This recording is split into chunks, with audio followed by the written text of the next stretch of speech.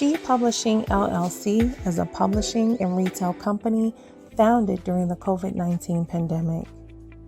Through collaboration with our authors, we found that sharing your story may not only be a personal goal, but it serves as preserving your history. It creates a legacy. From the first contact, we welcome our authors by sending them a box of goodies that include our branded apparel, and we deliver white glove service until the completion of their project. We call this the SHE experience. We also serve as a support system after the book is published by continuing to market our authors by way of our books and business newsletters and social media platforms with the hopes of creating a network. We wow our authors and their readers with our custom publishing packaging, which is a bonus.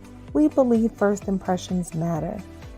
We also host what will become the largest attended and talked about event of every year, our annual marketing and networking conference, where we honor our authors with awards and we provide entertainment, fun, and education.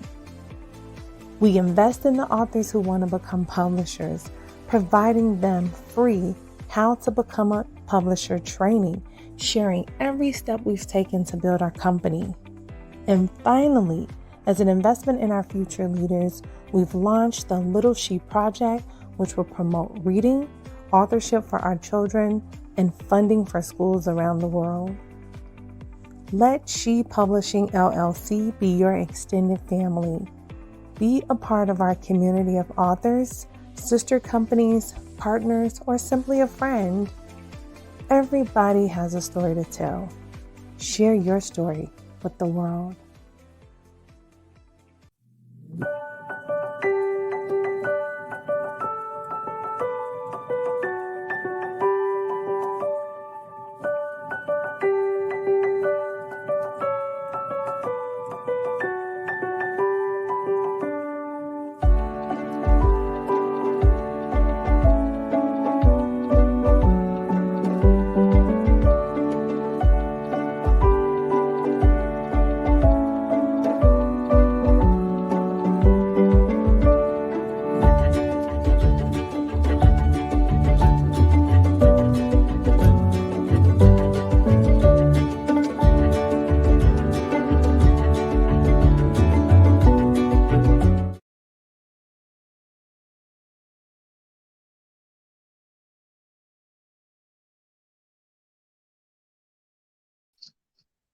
Welcome, welcome, welcome.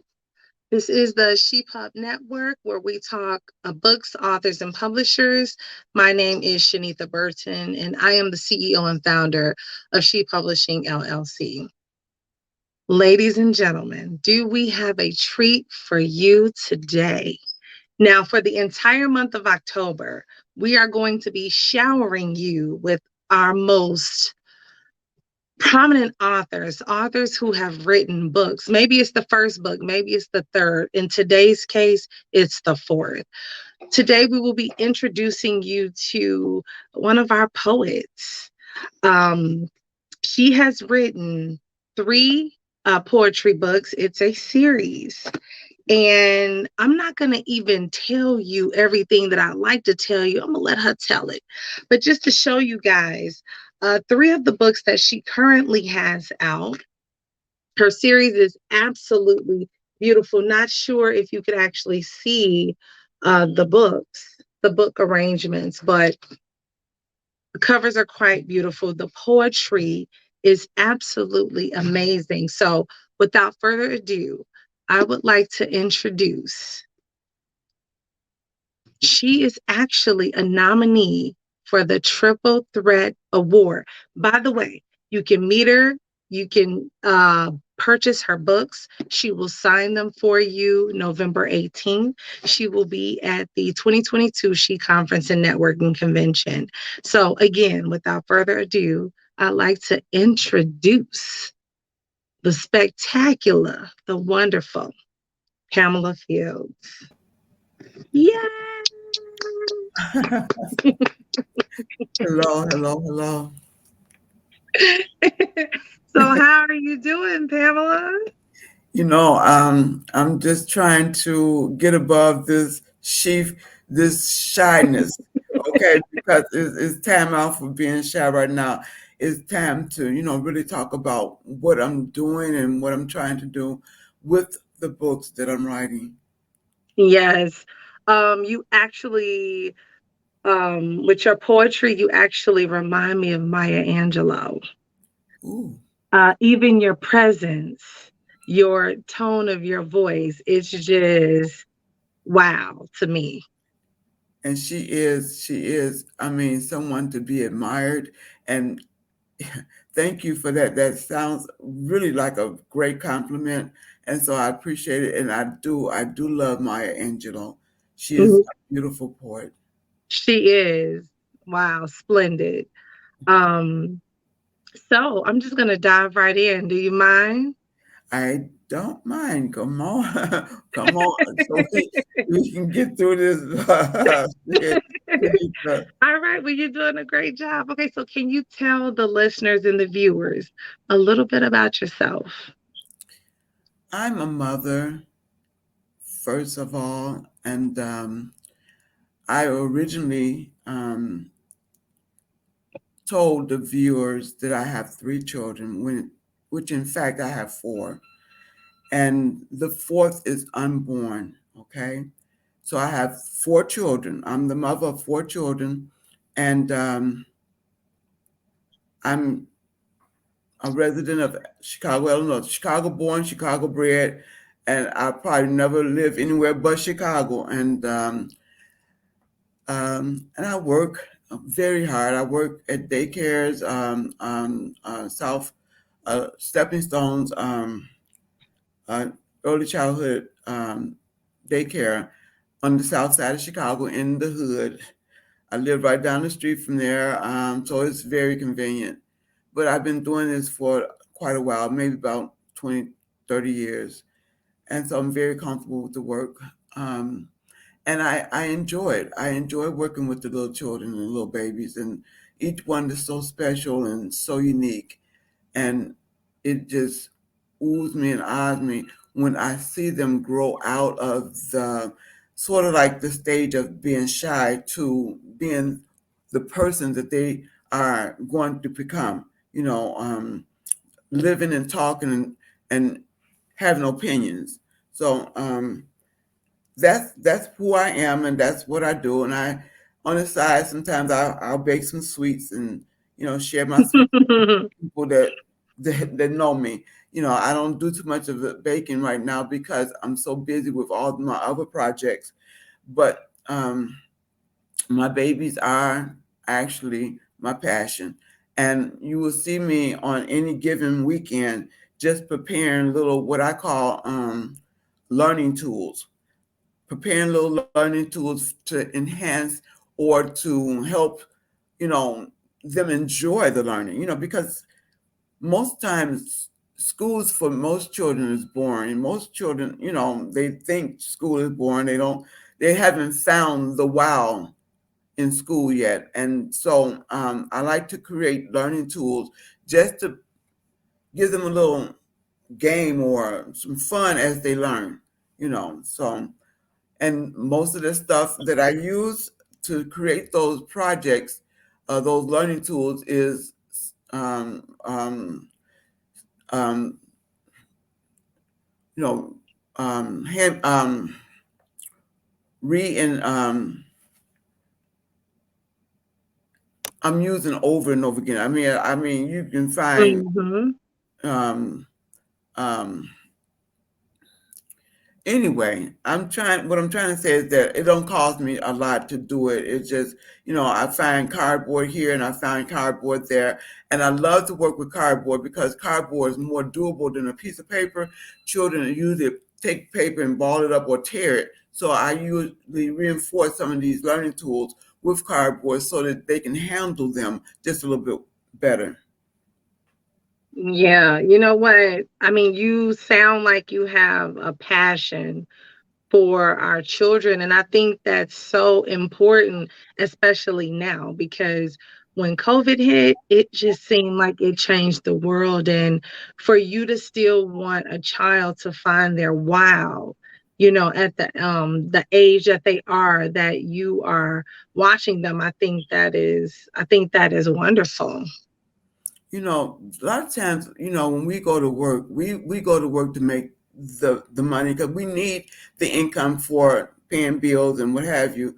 But and yes, I do. I also go to work to make the money because I need to be able to pay my bills as well. But it's something extra when you're working with children because for some reason I feel like I'm being watched. Not just by people that I work with and people that I work for, because I work for the parents and the child. But also by God. Because I don't take it lightly. I guess that's what I can say about that. I don't take it lightly when I'm dealing with these children. I don't take it lightly because I don't know what the child can grow up to be. That child can grow up and be able to take care of me for all I know. And if that should ever happen, and especially if they remember me as I was taking care of them, I would want them to be able to treat me like a decent human being. And so it's my responsibility as an adult to be able to take care and care for these children the way that they should be, because they are somebody. They are special. And they're Hmm. going to grow up to become somebody special. And as I talk to them even in the classroom, I said, I suggest to them, oh, you're going to be the lawyer, or you're going to be the teacher when you grow up, or you're going to be the preacher, or you're going to be, somebody important, you Yeah. know, and just put it in their head, put it in their mind. And they might say, what is this lady talking about?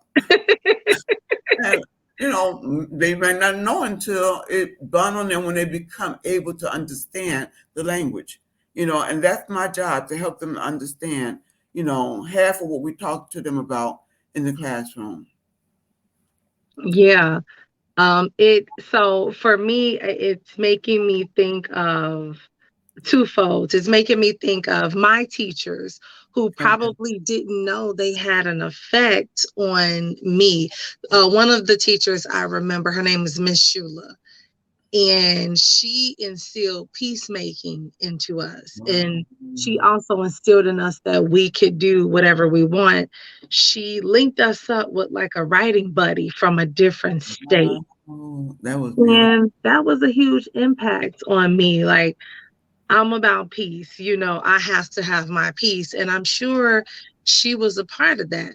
Yeah. So you are changing lives, when you are talking to these children and giving them these affirmations. And can you just imagine the teachers who were the teachers of maybe a Barack Obama and said, you're going to be a president one day? And he probably was like, Okay. what you talking about? But Okay. we need people like you who are so invested in us and invested in our children. So I know that the parents who are listening, teachers who are listening right now, they can totally appreciate it. And I hear it in your poetry, Yeah. especially Yes. this last book. Oh yeah, this last book is a different twist from some of the writings that I've done already. Some of the other books, because Mm-hmm. the other books talked about various subjects, various concerns, various hurts, various different things. But this particular book that I just wrote, it talking about the one topic that everybody is tiptoeing around, and it's talking about um, Roe versus Wade, and it's talking about the unborn child, Yes. and it's talking about and it's talking through the voice of the unborn child because um, we haven't dealt with that subject enough, other than to say I have a right to, or I have a right not to. It's more to it than whether you have a right or not. It's about us taking that child's we're just zapping them out of the picture. Mm-hmm. We're not even coming to the understanding that that child could be the next after after Barack Obama. That child could be the next, Exactly. doctor who has the cure to some unknown disease or disease that we do know of that you may even have or the mother may even suffer from. You know, when we when you bring a child into the world, a lot of times you don't know what that child is supposed to be here for. And I'm of the understanding that every child comes into this world with a purpose, and we may not know what that purpose is. And even if you did know, you have to get that from God. But we don't know for the most part what that purpose is. And when you this is what these are words that I use in the book. When you throw away that gift, when you Yes. throw away that child, when you throw away, something that you don't even know that you're throwing away, what you're throwing away, you don't even, that child can become a millionaire, billionaire. It can solve some financial problems in a lot of people's lives. We, as of yet, have not been able to break some of the curses that have been placed on our lives. We, Mm-hmm. as people, but our future is yet being born. And for us to not allow them into this universe, for us to disallow them, it's not, I don't think that's the purpose God had in mind, even with abortions, okay? Now, yes, science is really ahead of us. Science is doing some things that a lot of people will agree that is good, and some would agree that it's not good, okay? But at the same time, a lot of it is experimental, especially when you get to how it affects the world.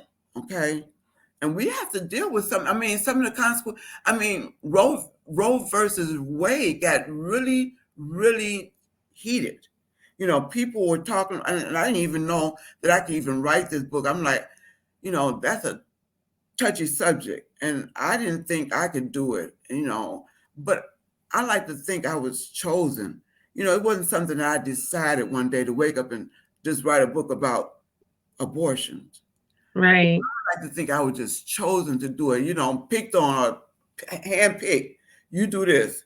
Because that's the way my writings come. They come to my head and I just jot them down. And when they come, even though I hear the whole subject of the matter, but I really have to race somewhere and find me a pencil and a piece of paper just to jot it all down. I'm glad that I can print pretty good, and I'm glad that I have a few shorthand joggings that I can put in. But the stuff just comes. It comes like a picture, and Wow. I get the full understanding. And I sometimes the title will come first, but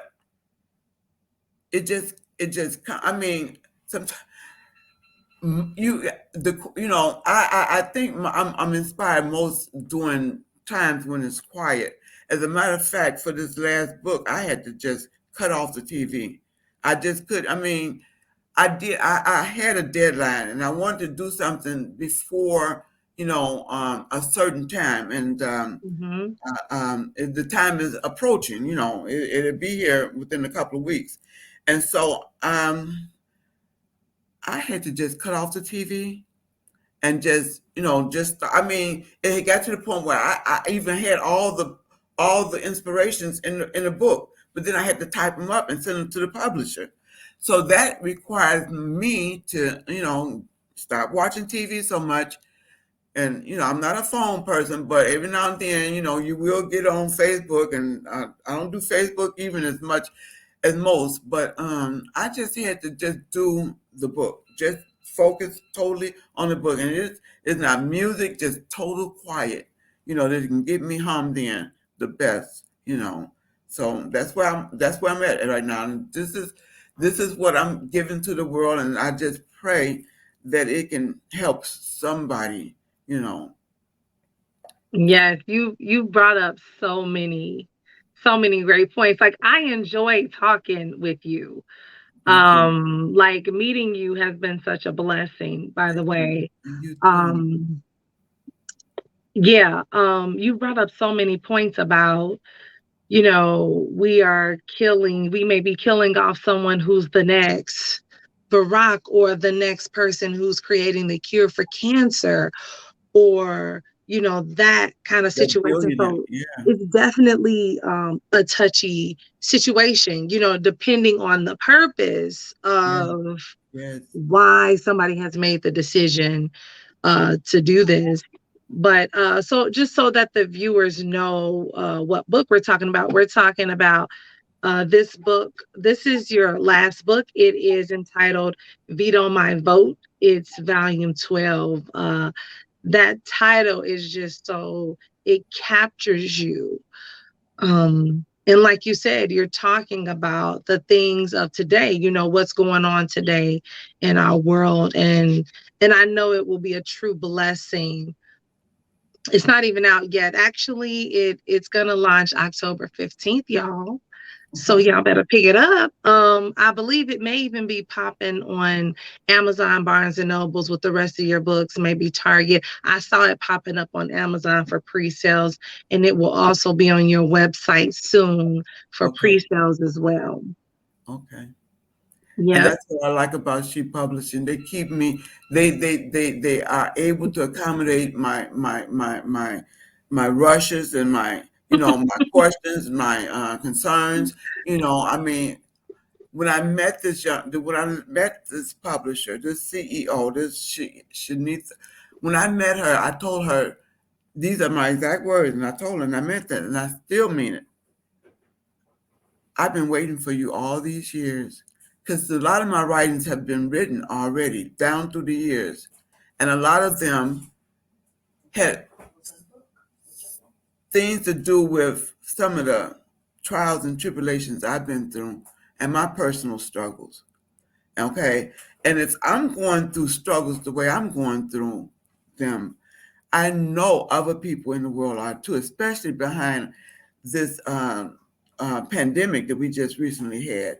To see loved ones leave us and to have to sit in the house and not do anything but twiddle your thumb, and our finances, our financial crises, all these things is what I write about. These are the things that I've dealt with as an individual, as a mother. I've seen, you know, families separated, and I said in one of my writings that it made me feel like that slave woman who had to give her child away like a sack of potatoes, to see my own children, be separated from my household.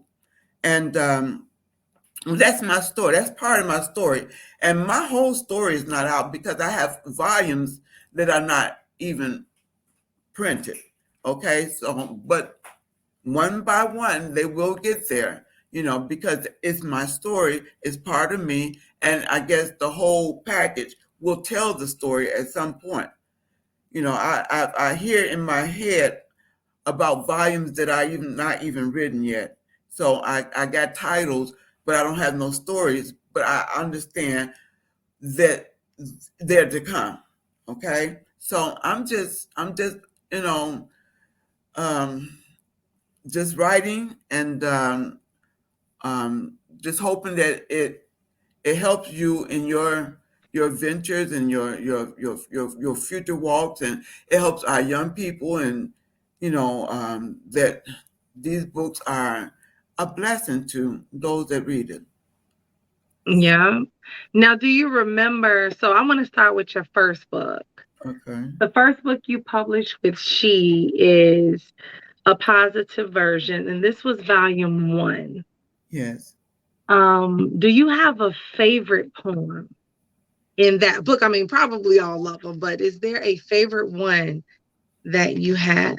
One of the most, because this is so true, a lot of them are true, but this one was life-saving truth. Okay. U-turn, where the angel spoke to me as I had went to sleep in the car as I was driving from Mississippi back to Illinois, and there was someone in the car with me. But I'm not that good of a driver. I don't even know why this individual trusted me behind the wheels for that particular time, but I guess she was tired too. And my car took a turn in a ditch, and I heard the angel say, "U turn." And it meant exactly the letter U, but it was talking individually to me. "You turn." And that's what I did. And I came up out of the ditch Wow. and I hit the pavement and I spun around and I saw the red lights to inform me or give me to know to step on the pedal to accelerate. And I was able to get back. And I mean, and there was no other traffic coming at the time, so there was no. And when I got to the house, when I got home, all I saw was a clump of dirt underneath the back hood. And it was just amazing, and even more amazing that I was able to capture that in words, just to, that's like a testimony more or less, but I was able to capture it and put it in that little inspirational book, um, a positive version. So that's one Wow. of them because it's such a testimony. Wow. So would you happen to have that poem in front of you or no? No, ma'am. Well, you I know do what? know. Let me just give the viewers a little taste of it now. I might Okay, not be able to do it, say it as good as you, because I'm not a poet. okay. But I do want to give the listeners a little something, a I little hear something, I something. hear you. I hear you. Okay. So you turn. All right. Um, on a dark and lonely road, stretched endless ahead, brightly lit, temptations winked as oncoming traffic paraded one by one, each headed in a different way. Directly ahead, flames of fire torched the way, moving swiftly as I moved. Red lights, tail lights, stop lights, go. My thoughts were heavy, a conscious slumber. The struggle was hypnotizing. I dared not admit defeat. The surrender at last was sweet towards sleep. And in that moment of weakness, when things it seemed were going great, I took a wrong turn and ended in a ditch. Upon examination, I had no time to think or wonder what to do. Then I heard the angel whisper, "You turn quickly and get away." That turn brought me up and out of that ditch. With a leap, the wheels hit the pavement and went into a spin. Flames of fire pointed the way as I promptly accelerated and sped on. No, no. There was no other vehicle hindrance on that road. The devil took an opportunity to lose upon me a spirit of slumber with the intention to do harm to my life. But God said no and dispatched angels armed, quick and ready. My travels have not been quite the same since I heard the angel whisper, "You turn." Wow. Woo! Wow. It took me back. Took me back. Yeah, Wow. and Okay. Look. that's a true story. Wow. Okay. So as listeners, viewers can see, that was powerful. And I believe all of these books are an culmination, a collection of your life, I feel, in Yes, reading them. yes, yes, So I'm yes. going to move to book 2. Okay. Book 2 is Vitamins of Hope. And there is a similarity of your poems. It has a V word in every title. What did you mean to do this? Because you have a positive version, Vitamins of Hope, vitamins, and then you have Building a Village. Well, that very first title, A Positive Version, is the reason why, because I really, I remember where I was. I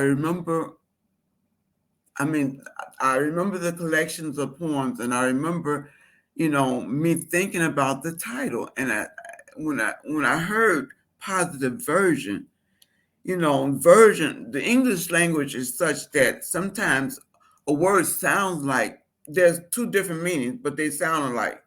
Okay, homonyms. Okay, but we weren't talking about the version as the Mary version or the Virgin Mary.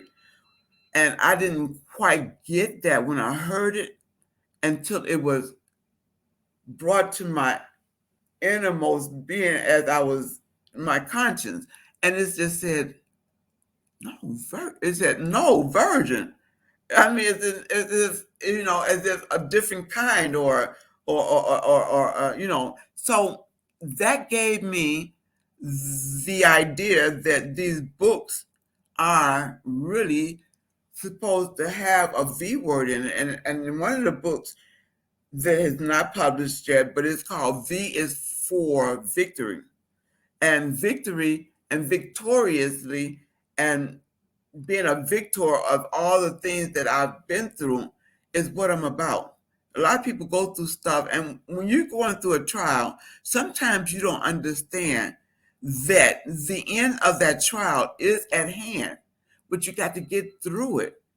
And all we're thinking about is how hard it is, the hardship. And when you think of like that, it's harder.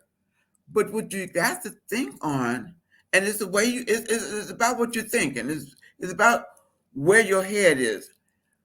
A lot of times when I'm going through a hard trial, I say to myself, God, I can't wait to see you bring me through this. And when you look back on some of the stuff that he's brought you through, that just gives you more inspiration, more faith, more inclination to just go through. I mean, it may be hard. It may be a sickness. It may be a financial situation. It may be, just some trouble you don't got into with, maybe a neighbor or a family member or a coworker, but just I mean, getting on the other side of that trouble is where your aim should be. And in doing that, you have to think positive. You have to think, okay, I'm not trying to hurt nobody. I'm not trying to hurt myself. I'm trying to do the right thing. You got to do the right thing for yourself. You got to do the right thing for the people that's around you. You got to do the right thing, just to get through some of these trials. Okay, if you got a financial problem, it's not the right thing to go out there and spend money on things that's needless or things that would cause you to be more financially setback. So you do things that's right, that's correct, that's the way you should do them, and that's the beginning, because you're not through the trial. You're just trying to do the right thing so you can get through the trial. And in getting through the trial, you just have to bring all those things together, and then eventually just do the right thing. Just do the right thing, and eventually you see the light at the end of the tunnel, or you see a way through, or you see the blessings will come, or something positive will happen to let you know you done got through some of these trials. And the next thing you know, you're looking back on it, and you say, "Oh, I didn't think I ever." I like the most recent thing I've been through, and that's been even this year, and it happened twice, was to lock my own key in the car. First of all, I had to realize that the keys was in the car because I just noticed that I didn't have the keys. So I didn't know if I had lost them somewhere. But when this particular child, drew out, it was that I had locked them in the car. And so that's the first problem, finding out that I had locked them in the car. The second problem was to figure out how I was going to get the keys out. And even in doing that, I realized also that my insurance had expired. So when you pay in advance, and sometimes you don't have, even though you have all these technology things, you don't realize that sometimes have slept your insurance time. You're supposed to, renew your insurance. And it would be nice if your insurance company called you or whatever, but sometimes I get calls, I don't even answer. That's just me. Yes. But and then in doing that, sometimes I guess you may say I caused my own problem, but at the same time, individual people do individual things, and in this, I just got caught up in that, and I had to deal with it. And then when you deal with stuff, you have to realize, you take it step by step, and then, but it was, I think, an officer one time that was able to open get the, what you call it, the little Slim Jim or whatever you call it. Yeah. Yeah. So, I mean, we as women, we go through certain things, but, some things can be really, really painful, I mean, Yes. and it hurts, I mean, especially if you're not at home or in a place where you can consider, well, I could just deal with this tomorrow. And you would love to just deal Exactly. with some of your problems tomorrow, but the time to deal with them is now, you know. And you got to take it step by step, and you have to have the right mind frame and do the right thing. So, Wow. Okay. Well, so again, I just want to commend you on because you are nominated to receive a triple threat award. And what that means is you've done something in triples, okay? You've done something in threes, and you have, because your first book was published October 15th. Your second book was published November 15th, and your third book was published December 13th. And okay. now, so that was volume 1, 2, and 3. Now we jump to volume 12. How creative. Who Wow. does that? Who skips volumes? No other than us. You break all the rules, and I love it. Break the Like, rules. you know what I'm saying? Would I do that? But like we have volume 12 out. Okay. And I just can't wait till it comes out. I can't wait to get the print. I can't wait to get my hands on the print of Wow. that particular book. Wow. And then the cover again is all about children. And so wait. Okay, so I'm gonna have about 3 more questions for you, and we are definitely going to wrap Okay. this up. Okay. But what is the creation of the cover of this last book? You know what? I didn't think about how deep it was until after I explained it to you. I retrieved the cover from the garbage. Wow. I told you I work at a child care facility, and the children had did a banner like art, and it was they did it together. They worked on it together, and most of them had gone on to kindergarten and were finished with the school. And the teacher, one of the teachers, there's 2 in the classroom, she was preparing to throw it in the garbage, and because I asked her what she was going to do with it, and she did. She threw it in the garbage, and I said, no, I think I want to use this. And I went and got it because I actually like the way children draw them little stick people. And I went and I actually that, that's what I do. I mean, I get things what people don't want, and I figure out ways where I can use them or make something out of it, or reuse it, and make things, something creative, But that I figured out I could probably use as a book cover for the newest book that's out now. And when I inquired about it, you said your words were wow, you know. Yes. So I was glad that you was in agreement with me, but I wasn't sure. So I asked. So thank I you. loved it. I look at this cover. Like, this is so different. This is beautiful to me, It's unique. and everything that it has inside, all of the content is absolutely uh amazing and beautiful. So my last couple of questions. So why did you decide to publish with a publisher? Well, to tell you the truth, I was on a street where I wasn't going anywhere. I mean, there's publishers out there, yes, but the type of writing that I do, and I'm trying to reach a certain audience, and I'm trying to talk to a certain culture. And in doing that, I needed to have someone that will understand me, because it's not like I'm the best communicator. If I was, I would communicate with words or vocally.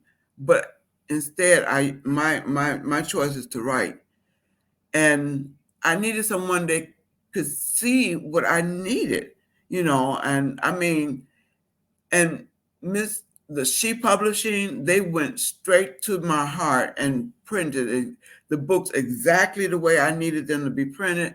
They're not expensive. They're not too, over gaudy or anything. They're just perfect. I like them. And I'm hoping and I'm sure my viewers or the people that read these books, they would like them as well. You know, um, I've already talked to a few people, and they do. They love the books. And so, yes, I went to the publisher through my own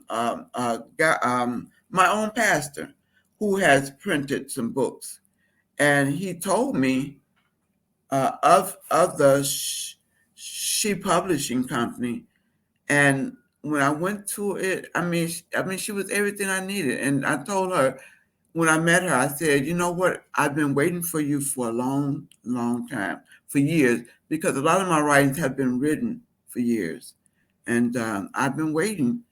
And it's almost like the publishing company just fell in my lap and did the things and is so creative and so professional and so thoughtful.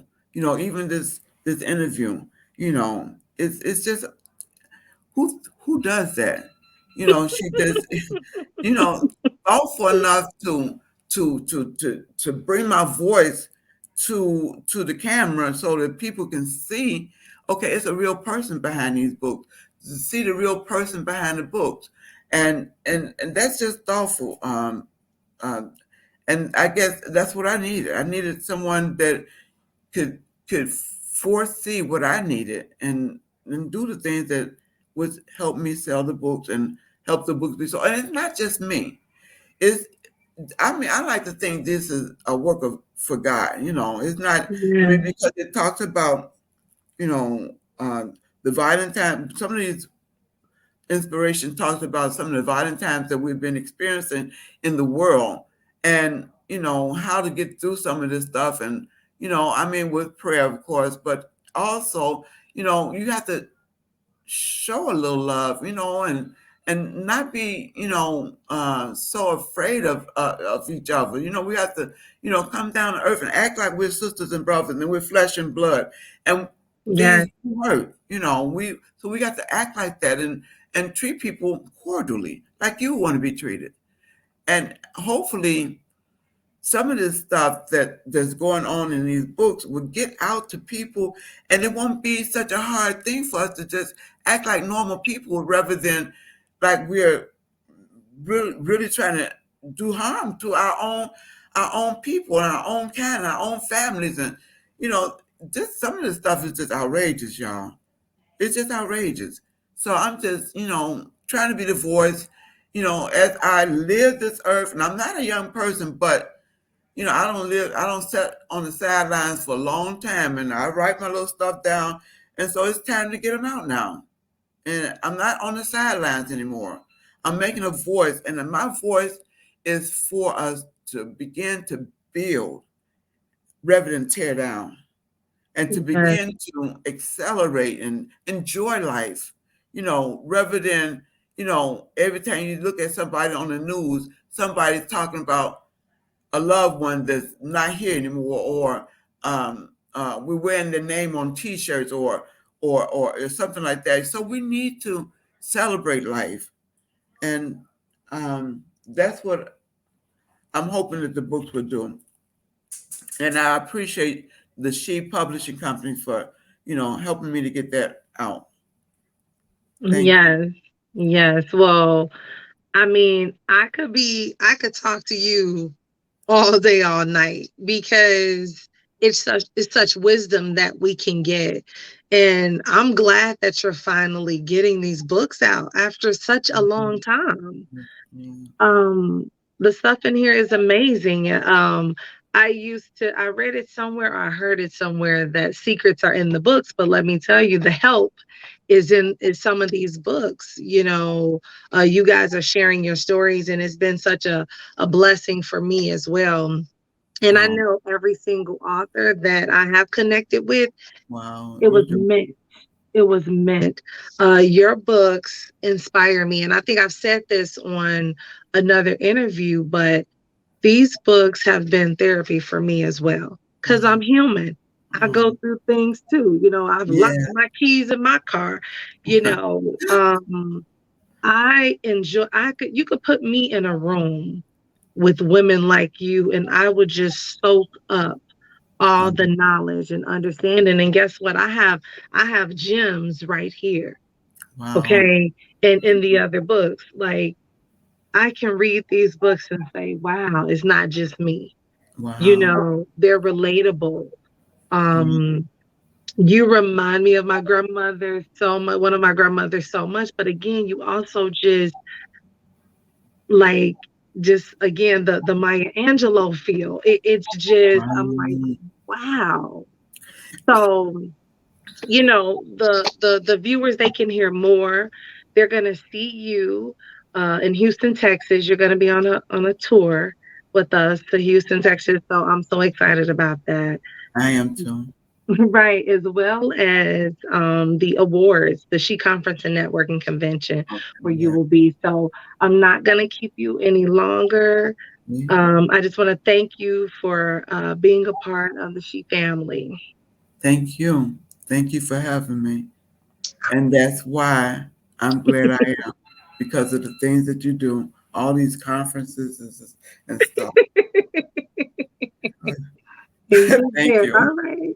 Well, I want you to have a wonderful evening. And again, I'll see you soon. All right, she needs to. All righty. Bye bye. All right. So there you have it. Pamela Fields. She has 3 books currently out. Her 4th book is coming out October 15th. Veto My Vote. I want you all to go out and get this book, get all the books, you guys. But Veto My Vote is volume 12. Again, the first book is A Positive Version. The second book is Vitamins of Hope. And the third volume is Building a Village. So we have so much more for you guys this month.